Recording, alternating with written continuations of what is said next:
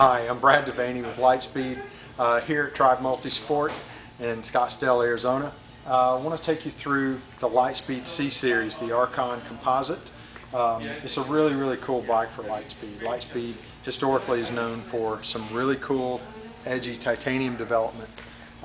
We've done a lot in titanium over the years, pushing the envelope with different alloys, different tube forms, a lot of really cool shapes, but always purposeful and functional in the shaping. In coming along with the first full carbon development, it was very important to have a lot of bells and whistles. And the bells and whistles that we chose to plug into this first model were typically aero and stiffness. Some really cool features. We've got a very wide stance of the fork blades. It's a very broad profile, but very slim and aero. The orientation of the aero profiles is very important in this bike, so that they're not basically slicing the wind, but that we're manipulating the airflow and carrying it, trying to keep it connected to the bicycle.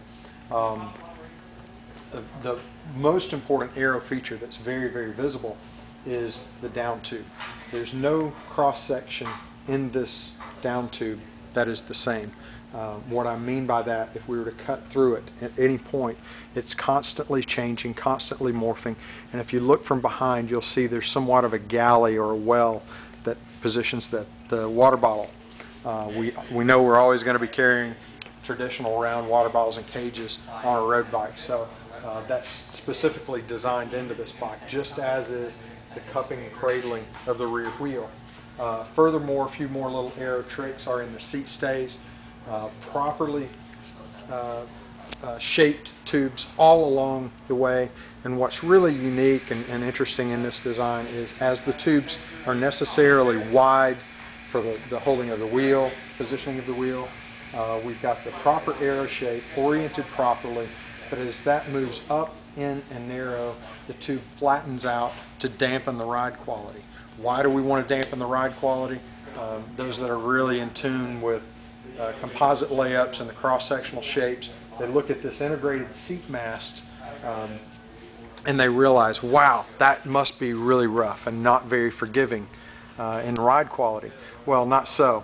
A unique top tube form, slim seat stays do a great job around this open box area, that do a great job of dampening the ride at the saddle while maintaining rock solid stiffness at the bottom bracket and head tube.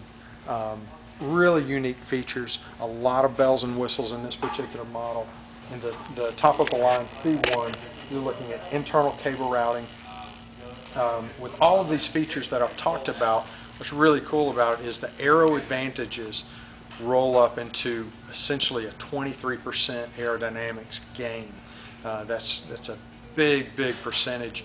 If you use a power meter, you read your wattage, it's instantly noticeable. It's more noticeable than the most popular aero road wheels. Those are typically going to give you about 16 to 12% in range from the best to the worst. And with a frame and fork that offer you something more than a $3,000 set of wheels, it's a great value in performance. Once again, I'm Brad DeVaney with Litespeed. Get out to Tribe Multisports, check these models out.